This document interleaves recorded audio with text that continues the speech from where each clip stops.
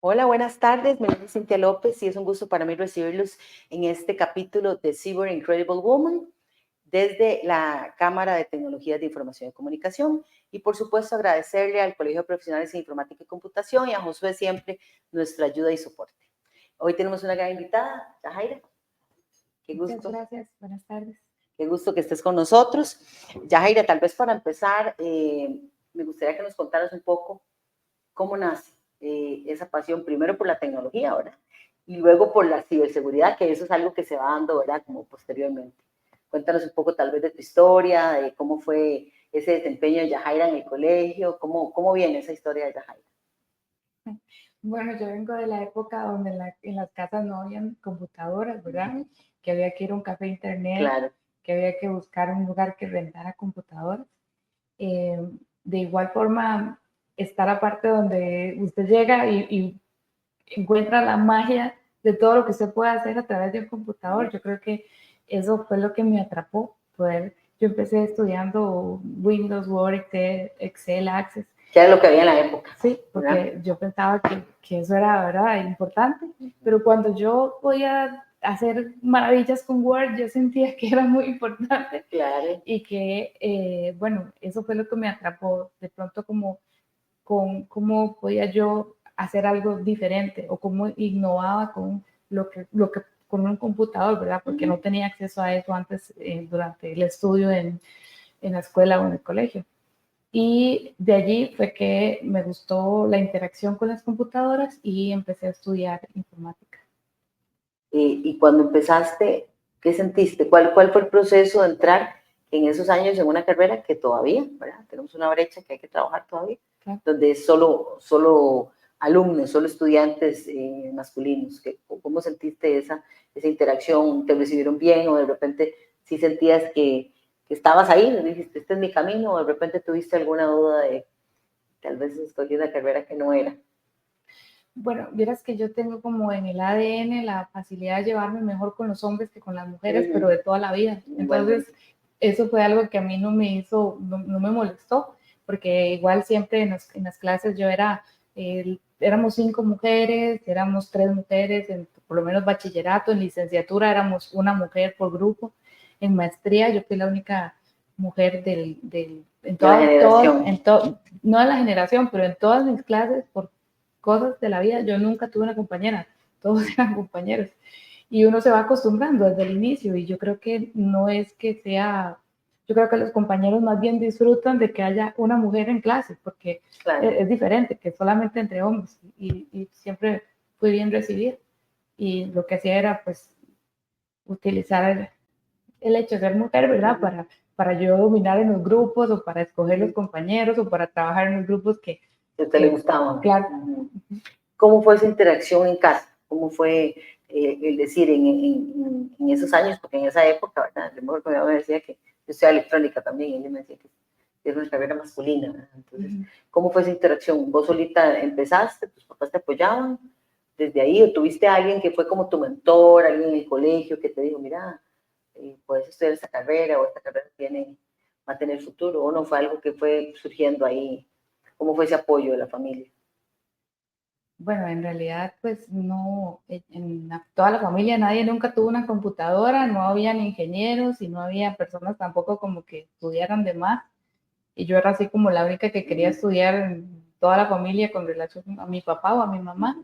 Y yo fui la primera que se graduó y la que sigue estudiando porque es como algo mío del ADN, pero ellos apoyaban, sin embargo, de igual forma tampoco creo que tuvieran el entendimiento de lo que implicaba estudiar informática. Mi mamá y mi papá usualmente lo que hacían era decir, es que cómo dura usted estudiando esa carrera y cómo tiene que trabajar en las noches y cómo no duerme y cómo hace, ¿verdad? Porque a veces es de llegar del ¿Sí trabajo. trabajabas estudiando? Sí, toda la vida, claro. Yo lo que hacía era trabajar y luego ir a clases y así. ¿Dónde estudiaste? En la Universidad Hispanoamericana, ¿no? Ah, sí, sí, lo vi en el currículum. Sí. Y la experiencia entonces cuando empiezas ya a llevar la carga, ¿verdad? Porque la carga de trabajo y la carga de las materias, ¿cómo fue esa experiencia? ¿Cómo empezaste a descubrir o dijiste, no, yo voy llevando la carga como pueda, o de repente si llevabas ya te fuiste acoplando a llevar el bloque completo? Verás que es que ahí estaba la parte económica, muy importante, porque yo trabajaba para poderme pagar el estudio. Entonces, lo que me pudiera pagar. Había cuatris que solo me podía pagar 2 materias. Había cuatris que ya estaba la cosa muy bien, me podía pagar 5 materias. Y cuando pude pagarme 5 materias, porque sentía que me había atrasado llevando 2 o 3, entonces matriculaba 5 materias. Pero igual era como que uno siente que uno puede con todo. Y entonces uno no duerme, casi no come, no tiene vida social porque uno quiere sacar la carrera muy rápido, ¿verdad? Bueno, menos yo, que era Claro. como que quería terminar pronto. Pero creo que se iba acoplando, depende de la condición económica. No, y lo otro es, bueno, la brecha, ¿verdad? La brecha que se establece, porque de repente eso que te pasó a vos, casi todas las entrevistadas somos como de la misma época, muy parecido, y casi todas han venido abriendo esa brecha en su familia, ¿verdad? En una familia que no ha estudiado, que nunca nadie ha habido un ingeniero, entonces algo les captura y empiezan a trabajar, y entonces ahora sí, ¿cómo te incorporas en la vida laboral? Que ya terminaste de estudiar, ¿cómo dices, ok, cómo fue tu primera experiencia en el trabajo? Claro. Bueno, yo no le voy a mentir, tuve mucho rechazo porque no tenía experiencia. Tiene un título que dice ingeniera en informática, pero no tiene experiencia. Entonces, hay como un tiempo en el cual, ¿verdad? Uno no se puede dar por vencido y tiene que seguir intentando y seguir intentando hasta que en algún lugar le dicen bienvenida ingeniera Yajaira. Fue un proceso. ¿Cómo me incorporé al mundo Claro, ¿cómo laboral? en qué trabajas? O sea, es verdad que los ingenieros pueden trabajar en muchas cosas, desarrollo de software, infraestructura. ¿Cuál fue el área que vos dijiste, bueno, voy a empezar aquí y cómo fuiste evolucionando en esa área? Hasta llegar a Ciber, estamos tratando de mapear cómo fue que desde ahí, desde que empezaste a trabajar, llegaste, ¿verdad? Que no fue inmediato, sino que porque no existía en ese momento, ¿verdad? Entonces, ¿cómo fue esa historia? Yo tuve una situación en la licenciatura donde el profesor, éramos solo 2 mujeres y el profesor era muy exigente con la parte de redes. El profesor de redes, eran 2 cursos de redes en la licenciatura. Y él era muy exigente. Y yo no trabajaba en redes. No trabajaba como en algo relacionado a redes. Y a mí me hablaban de tecnología de redes y yo pues tenía que ir a buscar el libro de la biblioteca, ¿verdad? Porque tampoco es que uno tiene como el acceso ahora a ChatGPT y todo, ¿verdad? Nada que ver. Y la frustración que yo sentía de ver que yo no, tal vez no estaba abarcando el 100% de la información, me motivó para estudiar CCNA. Entonces yo estudié todo un año CCNA y CCNA Security y yo dije, me voy por CCNA y yo voy a trabajar en CCNA. Cuando ingresé a la empresa, que era en Costa Rica, la que en ese momento estaba contratando más para gente en CCNA, me pasaron a una cuenta en español para dar soporte técnico. Y yo toda contenta dije, claro, yo entro aquí porque a veces uno dice, me contratan ahí, yo me paso, ¿verdad? Ya estoy adentro. Y cuando estaba adentro, me dijeron que tenía que esperarme 9 meses para poderme pasar.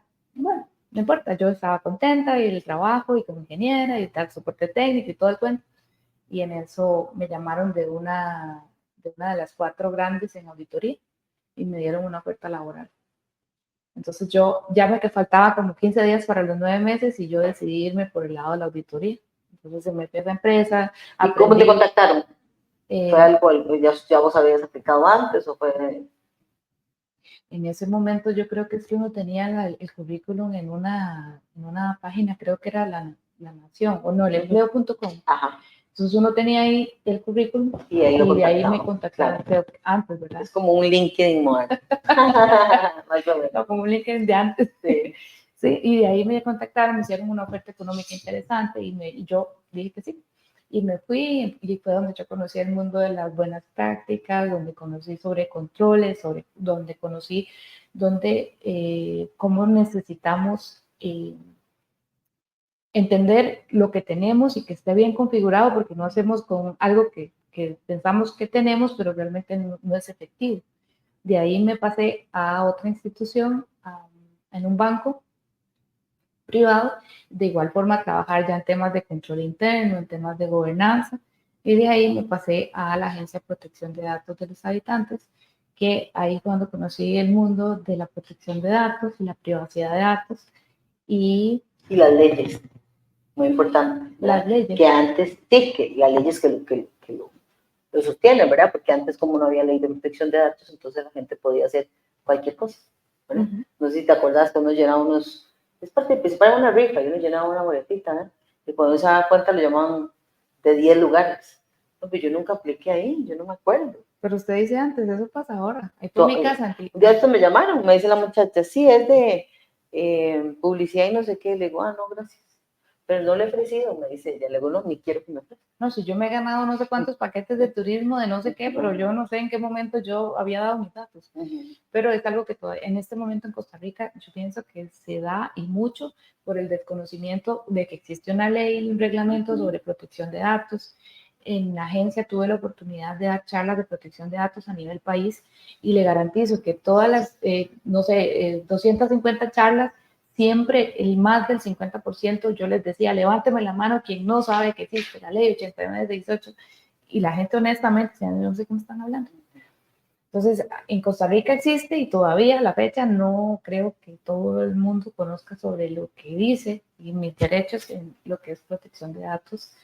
Y por entender el tema de protección de datos y la privacidad es cuando busco la ciberseguridad y empiezo a estudiar y saco la maestría en ciberseguridad. Te hizo la conexión, tú dijiste, esta área es interesante. En protección de datos, Yajaira, bueno, es todo un mundo, pero como vos decís, mucha gente no conoce que es la ley, la 8696. 8968. 8968, cambió las 9. Y todas las características que la ley tiene, ¿verdad? Porque inclusive, si a mí me contacta, por ejemplo, bueno, lo que decía ahora de estas empresas, pero a veces estas empresas que yo conozco, ¿verdad?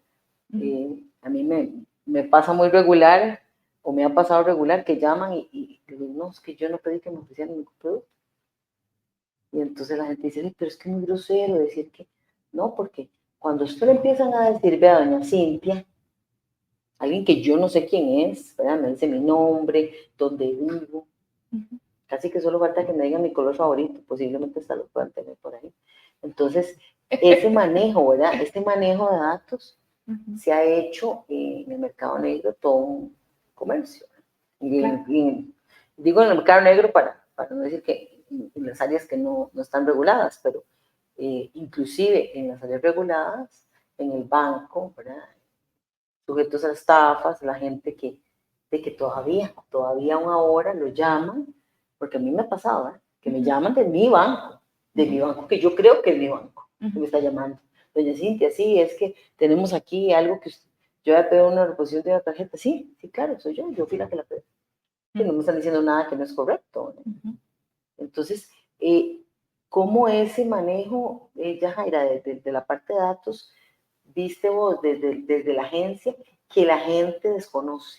O que de repente en las otras carreras que ya has estudiado ahora, en la parte de ingeniería, inclusive lo conocen, ¿verdad? Porque no necesariamente, que es algo que a veces la gente no sabe, yo que soy ingeniero, debo de conocer todas las áreas. Pues uno conoce un área de especialización, pero en definitivo, las leyes tienen que ser como digo yo ahora, como la constitución política. Se tiene que saber sí o sí qué es lo que hay ahí. Sí, claro. Yo creo que nosotros en ciberseguridad deberíamos de conocer cuáles son los reglamentos o cuáles son las leyes o cuál es la legislación que aplica para el país a nivel de ciberseguridad, que tenemos una norma de ciberseguridad, que tenemos una ley de protección de datos, que ahorita está en un proyecto de ley, una ley para lo que es la inteligencia artificial, que hay una reforma propuesta para la ley 8968 en la Asamblea también, y nosotros tenemos que estar informados porque al final de cuentas nosotros podemos venir a dar recomendaciones, pero no pueden ser de nada. Yo puedo recomendarle a usted un estándar, de una ISO, de un COVID, pero también tengo que tomar en cuenta que por ser Costa Rica, yo tengo que cumplir con lo que tenga Costa Rica a nivel de jurisprudencia, claro. Y entonces cuando ya decides, ¿verdad? Te vas de protección de datos y te vas para, no me dijiste, ¿A ti sabes? Sí, ya te fuiste a esta empresa donde ya empezás. Contanos un poco cómo fue la experiencia de Ciber.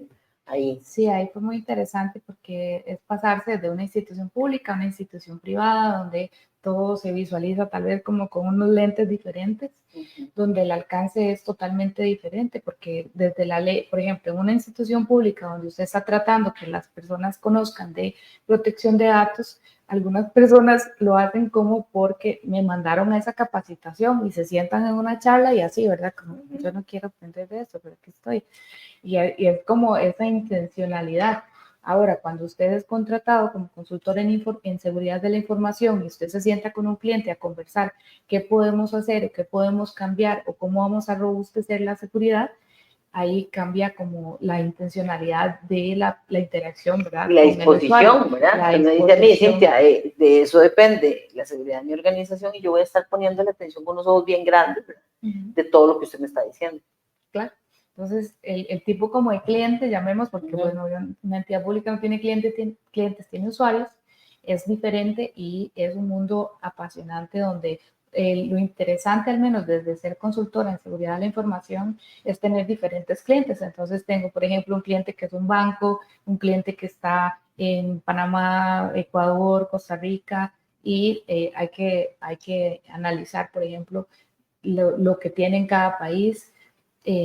También diferentes, no todos se dedican a lo mismo. Por ejemplo, hay clientes que se dedican a la salud, hay clientes que, bueno, como el banco, que se dedica a la parte financiera, y es muy bonito porque usted llega y puede visualizar como lo que tienen, qué se puede recomendar y cómo se puede apoyar desde las diferentes empresas. Y no es como que usted está ahí en una sola empresa y lidiando con, no sé, con que el jefe no le crea a usted lo que usted le está contando sobre la seguridad y qué es lo que hay que hacer desde el control interno, sino que usted tiene la posibilidad de ser escuchado, tal vez. Eso es importante desde la consultoría. Es muy bonito. Y cómo esa relación, Yajaira, de pasar, ¿verdad? De trabajar en una institución pública donde la promoción del conocimiento y la seguridad de la información debería ser así, ¿verdad? Como todo un enfoque global grande, a una institución privada que entonces está más enfocada, sí o sí, en trabajar los lineamientos y, por supuesto, que cómo se manejan esos temas. ¿Cuál ha sido tu experiencia en IT Cyber puntualmente? ¿Cuáles han sido tal vez tus principales desafíos, tus proyectos más importantes? ¿En qué pensás que vos decís, aquí tuve que pues, reinventarme un poco porque de repente este enfoque no lo conocía antes o fue un enfoque nuevo, ¿verdad? Claro. ¿Cuál ha sido esa experiencia? Bueno, yo creo que el desafío es con uno mismo a ser una mejor versión, porque usted está en un ambiente muy competitivo. Usted ya no está con un profesional 1, con un profesional 2, que es una institución pública, esperando que hayan nuevas plazas o aplicando a otros lados a ver si pasa de un profesional 1A al 1B, que es parte, ¿verdad?, como la estructura de instituciones públicas, cuando usted realmente está rodeada de personas que son pioneros en su área, pero adicionalmente destacan porque tienen cualquier cantidad de certificaciones, la forma en la que ellos conocen temas, en la que analizan las vulnerabilidades, en las que analizan los incidentes. Eso lo reta a uno, ¿verdad? Y lo motiva a usted conocer más. Entonces, por ejemplo, mi reto ha sido empezar a certificarme más, a estudiar más, a meterse, ¿verdad? En el tema de cyber, porque no es nada más de venir y sacar una maestría y ya con el título, sino que están los temas de evaluar las diferentes áreas que tengan que existen al menos en la empresa y le permiten a uno conocer. No es lo mismo llevar una materia en gestión de vulnerabilidades a que usted se siente con un equipo del Red Team a ver cómo hacen ellos, ¿verdad? Porque usted participa como parte consultora, igual, a ver cómo hacen ellos este análisis, el informe que tienen, cuáles son las recomendaciones, qué vamos a hacer con esas 200.000 vulnerabilidades que se están encontrando. No es lo mismo verla venir que bailar con ella, no es lo mismo. Eso es muy enriquecedor, por ejemplo. Y luego entonces de ahí me decías que habías sacado algunas certificaciones, ¿cuál ha sido como el enfoque de esas certificaciones que sacaste posterior? sí me he enfocado, bueno, apoyada en que la posibilidad de estar en una institución privada, ¿verdad? Que tiene de pronto mejores, o tal vez una posibilidad económica diferente a cuando se está en institución pública, estoy sacando una maestría en protección de datos del reglamento europeo, porque pues, en Costa Rica no hay una maestría en protección de datos, pero la protección de datos creo que al final de cuentas, si pensamos que los datos son el petróleo actual, hace poco estaba dando una charla y estaba revisando que actualmente manejamos una cantidad de datos que en 10 años va a ser 7 veces la cantidad de datos que se manejan actualmente. Ya estamos dejando la vida física, el mundo físico, ahí solo nos estamos yendo a la vida digital, por lo que es considerado, y no lo digo yo, los datos son considerados el petróleo actualmente, por lo que la protección de datos, al final de cuentas, va a ser, ahorita tal vez no es tan relevante, pero así como la seguridad de la información o la ciberseguridad no se le había dado la atención debida, de igual forma a mí me parece que la protección de datos va por esa línea y que nosotros, eh, por eso yo busqué de pronto una maestría en protección de datos, porque me apasiona y me encanta el tema. Y trabajaste también, exacto, mucho en eso te iba a decir, sí. Que tal vez los datos, yo viéndolo en ese contexto y también que pues tuve alguna relación ahí con la agencia, esa protección de datos ha venido a abrir, ¿verdad? A abrir todo un canal o toda una brecha de oportunidades, pero también de apropiarnos, así como hay derechos que tenemos, el derecho a los servicios digitales, el derecho a la información, a internet y que demás, que yo sepa que mis datos restrictivos personales son míos y los datos que otros pueden manejar son casi que limitados, pero parece que es al revés, que ellos manejan todos los datos restrictivos y los irrestrictivos son los que yo puedo dominar. Y si las personas no se apropian, que creo que esa es la palabra correcta, de su entorno, de su información, entonces es muy difícil que los otros anden bailando por ahí y uno no le dé la importancia. Usted dice, sí, pero cuando se empieza a ver noticias de que alguien llegó a Goyo y sacó un televisor a nombre de Yajaira, es ahí cuando yo digo, mira, ¿por qué tendrán mis datos? Qué raro, ¿verdad? Qué raro. ¿A quién se los habría? Mi cédula, tiene una copia de mi cédula, ¿verdad? Varias cosas. Por ejemplo, yo pienso que nosotros, si yo no sé cuáles son mis derechos, yo no voy a pelear por mis derechos. ¿Okay? Si yo desconozco que existe la autodeterminación informativa, que eso es que yo soy el dueño de mis datos y yo tengo el derecho a decir dónde los comparto y cuándo no los comparto, ¿verdad? Con ciertas restricciones, es cuando yo no sé protegerlos. Yo soy la primera línea de defensa de mis datos personales. Claro. Y si yo no tomo eso en cuenta cuando comparto mis datos, pues después digo ahí. Profesionales en derecho. Después digo que qué está pasando, que me están llamando de un lugar y yo no he dado mis datos. Pero, por ejemplo, por la casa hay una gasolinera que tiene un cuponcito así que dice nombre, número de cédula, correo y número de teléfono. 4 datos personales, porque los datos personales son datos personales, cualquier dato que a mí me identifica. Yo vengo y digo, me voy a ganar ese carro del año, que yo no conozco a nadie que se haya ganado ese carro, pero vengo y lleno, y no solo un cupón, he visto que dice, estamos recogiendo por cada 6 meses, durante 6 meses se está llevando mis datos. Cuando yo le pregunto al señor que pone al de la gasolina, pues usualmente no sabe ni qué le estoy preguntando, y dice, vaya a ver el reglamento al Facebook, voy a ver el reglamento al Facebook, y no está el reglamento, y cuando pregunto me dicen, tiene que ir a verlo a la gasolinera, y yo he sacado ratillo, y voy, y lo que es un papel así que dice, estos son los parámetros del concurso, básicamente no dice nada de qué van a pasar con mis datos, cómo los van a eliminar, yo tengo derecho a saber cuándo los van a eliminar, cómo los van a eliminar, cuál es la base de datos o el motor de base de datos que están utilizando para procesar mis datos, qué va a pasar con mis datos y sobre todo yo ya no quiero participar porque no quiero, me va a salir muy caro marchamos, yo no quiero participar de ese Hilux del año, tampoco tengo la forma de pedir que me eliminen. Entonces ahí yo ya dejé mis datos. Con las aplicaciones que yo descargo, que todas son gratis, estoy pagando con mis datos. Por lo que nosotros tenemos que validar que estamos compartiendo, o con cuáles aplicaciones realmente necesitamos. Y después de eso, las redes sociales las tenemos configuradas no de forma adecuada, por lo que estamos dando nuestros datos, estamos compartiendo nuestra foto, estamos compartiendo que la hija está en tal escuela, que sacó puros 100, cada cierto tiempo compartimos que los hijos que entraron a la escuela, que las notas, ¿ha visto? Que sí, claro, que salieron, que entraron, o que fueron a una actividad que y las todo. notas, que está en karate, que está en fútbol, y estamos compartiendo la foto del chiquito. Hay una suplantación de identidad que puede ser viable cuando usted comparte todos los días fotos de sus hijos, datos como su pasaporte, la cédula, como dice usted. Yo tuve... ¿Dónde vivo? ¿Dónde vivo?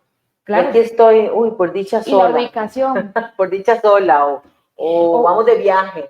Sí, estamos aquí en el aeropuerto. Y esos likes, ¿verdad? Que no dejan, y ese montón de personas que le dan like en una red social, que realmente todos somos amigos en esa red social. A veces aceptamos desconocidos en las redes sociales. A mí me han dicho, yo pregunto, yo lo conozco, y me han dicho, es que usted tiene una cara de buena gente, pero no la conozco. Ya con el argumento que le dan a usted, se tiene que validar si usted quiere tener a esa persona en sus redes, dándole like, dándole un corazoncito, sin saber quién es, y si realmente esta persona es. Porque, por ejemplo, ahorita no es un bot ahí. Casi todas las redes sociales, ninguna tiene esta viabilidad de realmente decirme a mí que el perfil está aprobado o que el perfil fue verificado.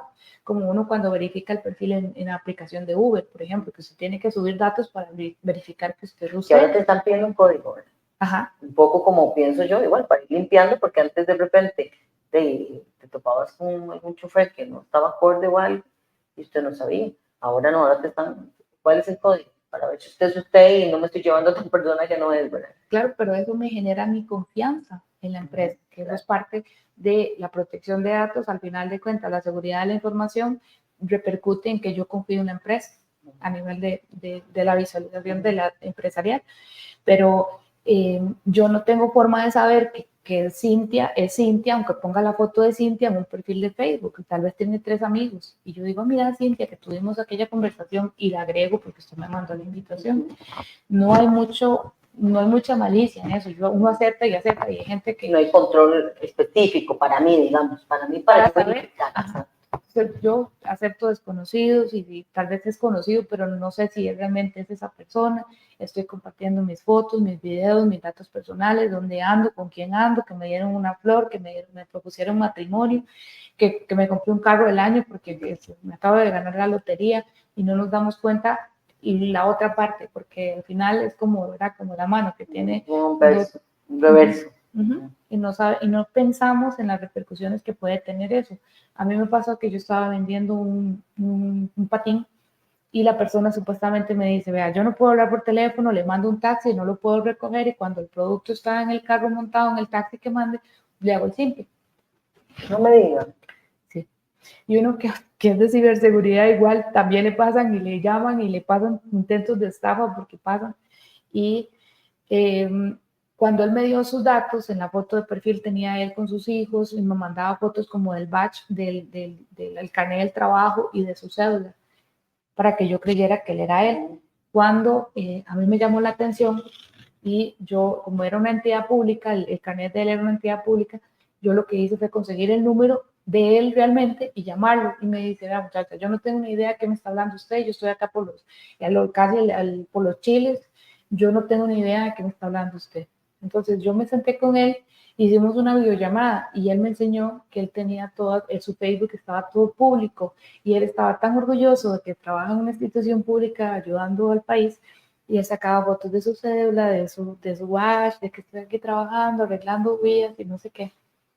Y después de eso, él ha tenido conflictos de que la foto de él aparece en grupos en Facebook donde dice que son personas que estafan, porque más de una persona le ha hecho el simpe también, porque el estafador que tiene la foto de él y sus datos no solamente compra, también vende. Entonces, más de una persona le ha hecho simpes a números ficticios que no tienen nada de relación con él, y él va y pone la denuncia en el OIJ y le dicen como que no hay mucho que hacer porque no hay una persona para denunciar.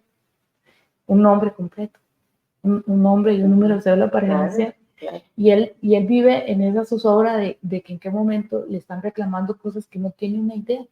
Yo le ayudé a mejorar la configuración y a dejar todo privado. Sin embargo, ¿cuántas personas no compartimos esos datos que pensamos, eso no estoy haciendo nada malo, porque es muy bonito compartir las cosas bonitas, pero tal vez estoy compartiendo mis datos personales y somos la primera línea de defensa de los datos y no tenemos una idea y por eso compartimos los datos, las fotos, los videos. En tiempo real, el otro día conversaba con un colega y le decía que el asunto es en tiempo real. ¿Usted quiere publicar las fotos de su vida? No vaya bien, regrese y después si quiere los publica, ahí los va viendo.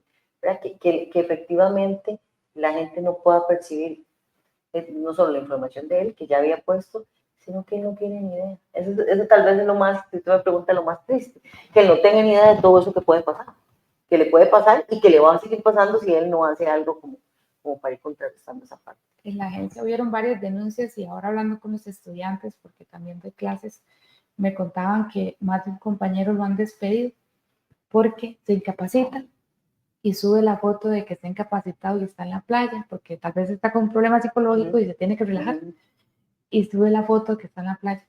Y toman esa foto porque lo publican en su red personal, por ejemplo, el WhatsApp, en su estado, y alguien que es amigo, no tan amigo, agarra la foto y se la manda a la jefatura. Y es un incumplimiento, porque el reglamento de la caja dice que si usted está incapacitado, usted no debería, ¿verdad? Que le pasó a una ministra o algo que tuvimos en algún momento, usted no debería estar ni de paseo ni nada, está incapacitado para hacer nada más que estar ahí en la cama acostado descansando. Hasta perder el trabajo, sí. Podemos nosotros, el riesgo de perder el trabajo por estar publicando nuestros datos personales sin ese filtro, y es que el filtro, ese antivirus, el antivirus soy yo. Muy bien, ese mensaje me gusta. Yajaira, para ir cerrando, bueno, agradecerte por supuesto el espacio, ojalá que te haya gustado esta conversación y por supuesto que más bien recordarle a la gente tal vez un mensaje final que quieras compartir con todas las personas que nos ven y nos escuchan a través de todos los medios de comunicación que tenemos, ya sea de la Cámara de Tecnologías o del CEPIC. Por supuesto que enfocado en datos, que es tu especialidad. Claro. Bueno, mi recomendación sería que nos informemos, que si queremos utilizar cualquier red social no hay ningún problema, la intención no es no participar, es participar, pero con la seguridad y confianza advertida de que existe configuración para que mi red esté por lo menos privada.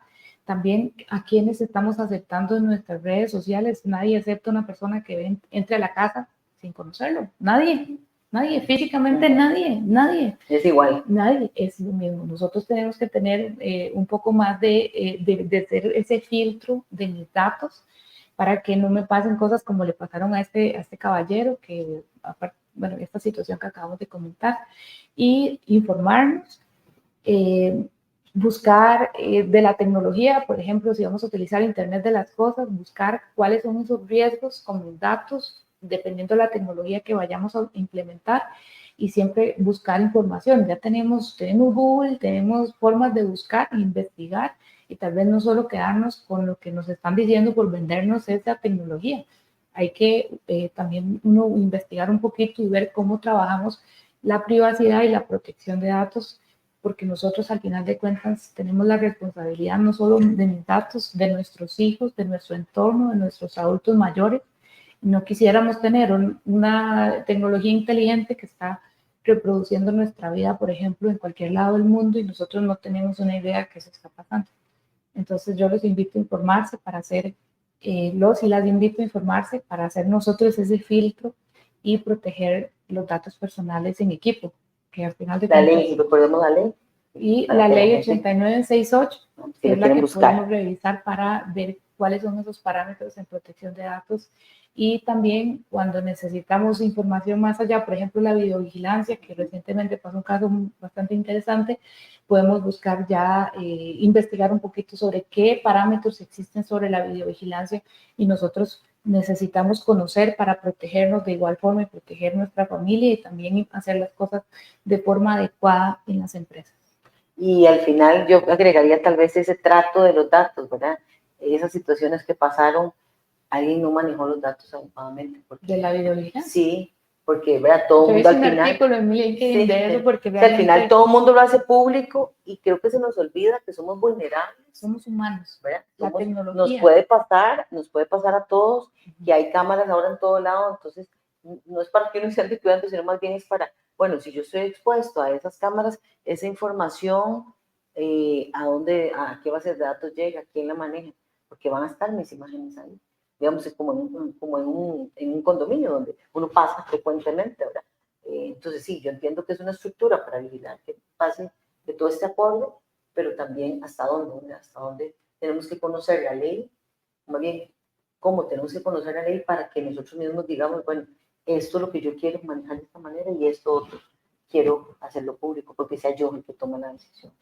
Claro, también el hecho de que nosotros, y la tecnología no fue creada para dañar la humanidad, pero nosotros estamos dañando, nosotros no estamos pensando en esa situación emocional que van a vivir los familiares. Hay una mamá, hay un papá, hay un abuelo, hay hijos involucrados. Y ninguno de nosotros nos gustaría estar en esos zapatos, viviendo esa situación, siendo grabados, no solamente mis movimientos, sino también lo que se dijo, lo que yo dije, mi voz, mi dato. Que son datos también. Claro, todo lo que me identifica son datos personales, mi voz, mi imagen, en ese momento la ubicación, por ejemplo, física. Yo creo que nos invita a pensar qué estamos haciendo nosotros con el acceso a la tecnología. Las cámaras son para ayudarnos a la seguridad, no para vulnerarnos a nosotros como humanidad. No hay derecho cuando utilizamos la tecnología de esta forma, donde no estamos viendo la gravedad de una situación emocional que puede afectar a una familia. Eso debería, va contra los principios éticos, pero también internacionales asociados a lo que es la privacidad. Yajaira, un gusto que nos hayas acompañado hoy. Agradecerle siempre a la gente que nos sigue a través de nuestras redes sociales, ya sea de la Cámara de Tecnologías o del CEPIC. Y por supuesto, agradecerle a José siempre el apoyo que nos da para este espacio. Hasta una próxima sesión. Muchas gracias.